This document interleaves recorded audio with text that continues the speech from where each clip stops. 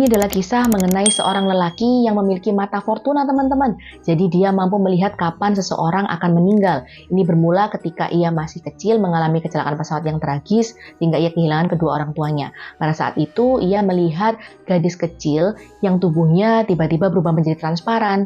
Beberapa tahun setelahnya, Shinichiro tumbuh menjadi seorang pemuda yang rajin dan bekerja di sebuah bengkel mobil ya. Karena kinerjanya yang bagus, atasannya Tetsuya berencana mengangkatnya untuk menjadi manajer di bengkel cabang.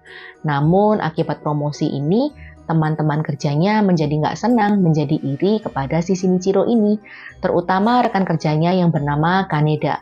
Ia merasa atasannya pilih kasih, jadi dia sengaja untuk bertengkar dengan si Shinichiro ini karena dia sebel ya, sampai akibatnya HP si Shinichiro ini menjadi rusak. Shinichiro pergi ke salah satu toko reparasi HP dan dia bertemu dengan wanita penjaga toko ini. Sayangnya tipe model HP milik Shinichiro adalah model yang lama, jadi sudah tidak bisa diperbaiki. Untungnya penjaga toko ini memiliki ide untuk mengganti layarnya saja. Atas kebaikan wanita ini, Shinichiro sangat berterima kasih. Sesampainya di rumah, si Shinichiro masih teringat akan kebaikan dari wanita yang cantik tersebut ya. Dan sampai dia senyum-senyum sendiri mengingat wanita itu. Keesokan harinya, Shinichiro naik di atas bis dan dia melihat tangan dari penumpang lain menjadi transparan. Sejak kecelakaan tragis yang menewaskan orang tuanya, Shinichiro memiliki kemampuan mata fortuna. Jadi dia tahu kapan seseorang akan meninggal. Ciri-cirinya yaitu anggota tubuhnya menjadi transparan seperti ini. Namun sayangnya Shinichiro tidak bisa berbuat apapun untuk menolongnya. Karena kejadian itu, Shinichiro tidak bisa fokus, sehingga teman kantornya Mitsuko menanyakan ada apa. Namun Shinichiro tidak bisa menjawab. Saat perjalanan pulang, ia melewati toko di mana wanita cantik yang bernama Aoi itu bekerja. Saat itu ada laki-laki yang tidak sengaja menabrak si Shinichiro ya. Ternyata laki-laki itu akan segera meninggal karena seluruh tubuhnya nampak transparan. Shinichiro berusaha mengikutinya. Tiba-tiba ada mobil yang melaju dengan kencang dan menubrak lelaki itu hingga meninggal seketika.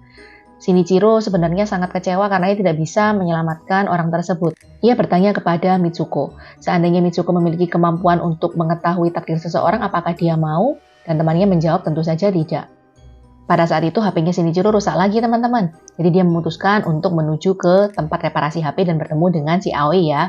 Dia senang bertemu dengan Aoi, namun dia kaget melihat tangan Aoi tiba-tiba menjadi transparan. Karena bingung, dia langsung keluar ya, tanpa berkata apapun. Setelah berpikir sejenak, ia memutuskan untuk memberitahu Aoi apa yang sebenarnya terjadi. Jadi ia mengajaknya bertemu di salah satu kafe dekat tempat itu. Shinichiro akhirnya bertemu dengan Aoi di kafe. Dan Shinichiro terkejut karena tangan Aoi sekarang tidak lagi transparan.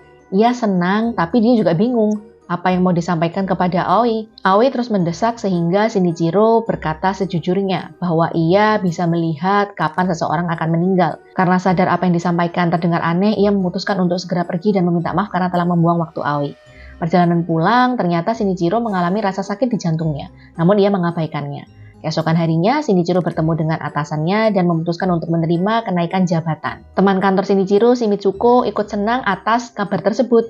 Ia menjadi gembira ketika melihat temannya semakin semangat dalam pekerjaannya. Suatu malam saat bekerja lembur, Aoi tiba-tiba datang mengunjungi Shinichiro. Ia meminta maaf karena datang tanpa memberikan kabar sebelumnya. Aoi ternyata ingin menyampaikan sebuah berita dari koran kepada Shinichiro. Itu adalah berita mengenai sebuah ledakan besar yang terjadi di sebuah pabrik. Aoi setiap hari berjalan pulang melewati pabrik itu. Untungnya Shinichiro mengajak si Aoi bertemu di kafe pada saat ledakan itu terjadi.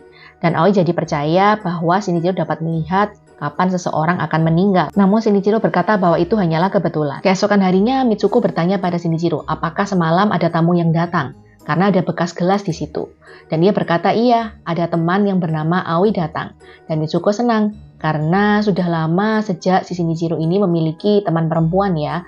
Dulu ada teman perempuannya yang bernama Mariko.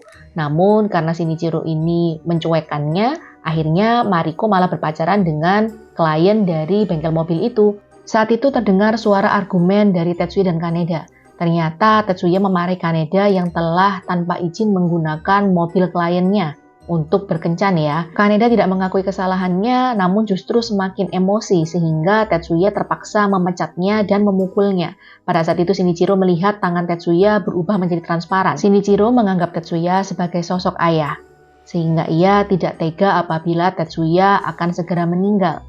Shinichiro mengajak Tetsuya makan malam bersama dengan harapan dapat mencegah hal yang buruk terjadi.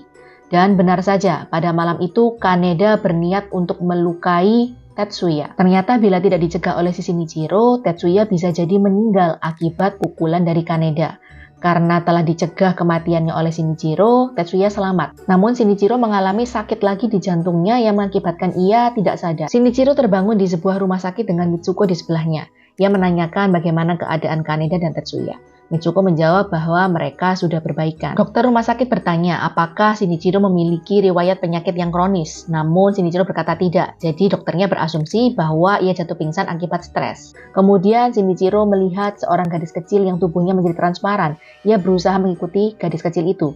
Dan tiba-tiba dokter bertanya apakah Shinichiro dapat melihat tubuh gadis itu menjadi transparan. Ternyata dokter itu memiliki kemampuan yang sama dengan Shinichiro. Dan dokter menjelaskan bahwa kemampuan itu bernama Mata Fortuna, berasal dari mitologi dewa Romawi.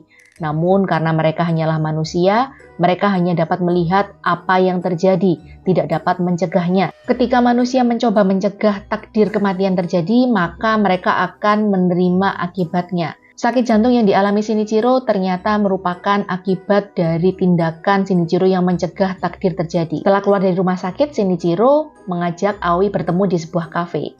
Di sana ia meminta Aoi untuk menjadi pacarnya. Awalnya Aoi kaget atas permintaan tersebut, namun Aoi juga menaruh rasa pada Shinichiro. Akhirnya Aoi menerima permintaan Shinichiro untuk menjadi pacarnya dan mereka mulai berkencan. Kaneda bekerja kembali di bengkel tersebut atas permintaan dari Shinichiro. Kaneda berterima kasih atas kebaikan dan kemurahan hati Shinichiro. Saat kencan di taman untuk pertama kalinya, Shinichiro menceritakan tragedi kecelakaan pesawat yang menimpa kedua orang tuanya kepada Aoi. Ia berkata tidak tahu mengapa ia diberi kesempatan untuk hidup. Aoi berkata alasan ia diberi kesempatan untuk hidup adalah untuk hidup bahagia, memiliki istri dan anak yang baik. Shinichiro menjadi terharu dan keesokan harinya ia membeli cincin untuk Aoi. Ia juga pergi untuk memeriksakan jantungnya di rumah sakit. Saat diperiksa oleh dokter, ternyata jantungnya memiliki kerusakan yang cukup parah. Ini akibat menyelamatkan Tetsuya sebelumnya. Dokter meminta Shinichiro untuk lebih berhati-hati. Saat di tempat kerja, ia kedatangan tamu yang kaya. Ternyata tamu kaya itu adalah pacar dari Mariko, gadis yang sempat dekat dengannya dulu.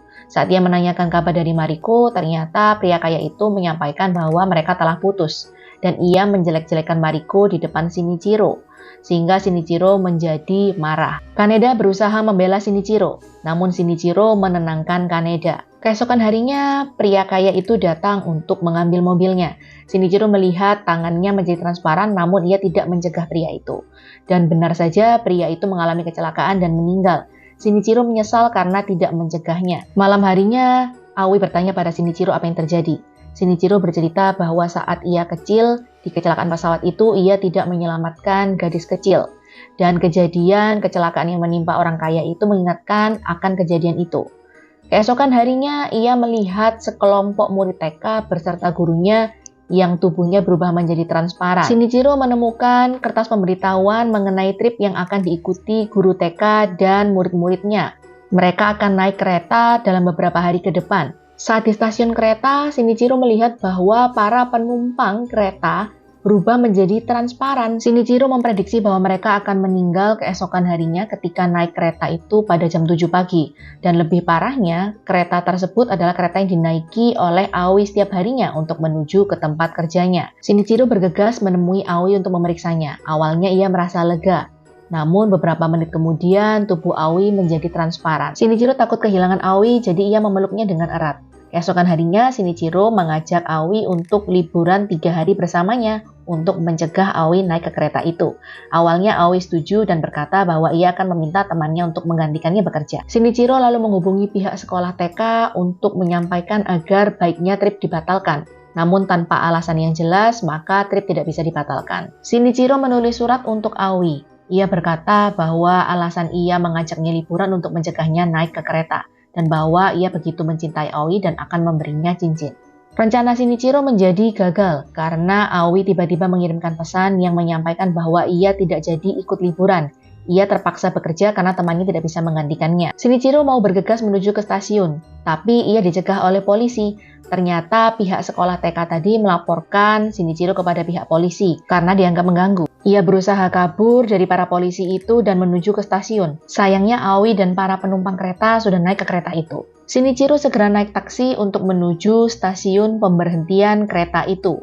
Di sana ia melihat ada truk krain dan banyak pekerjanya yang nampak transparan. Shinichiro menyadari bahwa krain itu akan terjatuh dan menyebabkan kecelakaan pada kereta, sehingga ia memutuskan untuk mencegah kecelakaan itu terjadi. Aoi melihat Shinichiro dan ia pun meminta masinis untuk segera berhenti. Krain benar terjatuh dan penumpang berhasil selamat akibat pencegahan yang dilakukan oleh Shinichiro. Namun saat Aoi keluar, Shinichiro telah meninggal akibat sakit jantung. Aoi memeluk Shinichiro dengan erat. Ia sangat sedih atas kepergian Shinichiro. Beberapa saat setelahnya, Aoi bertemu dengan Mitsuko. Mitsuko menceritakan bahwa Shinichiro menjadi sangat bahagia sejak bertemu dengan Aoi. Di akhir cerita, kita melihat bahwa Aoi ternyata adalah gadis kecil yang ditemui oleh Shinichiro saat kecelakaan pesawat terjadi. Pada saat itu ternyata Shinichiro berhasil menyelamatkan Aoi kecil. Sayangnya Shinichiro tidak ingat bahwa ia telah berhasil menyelamatkan Aoi kecil. Aoi membaca surat peninggalan dari Shinichiro dan mengenakan cincinnya. Sekian cerita kali ini, semoga teman-teman suka ya. Please like and subscribe. Bye!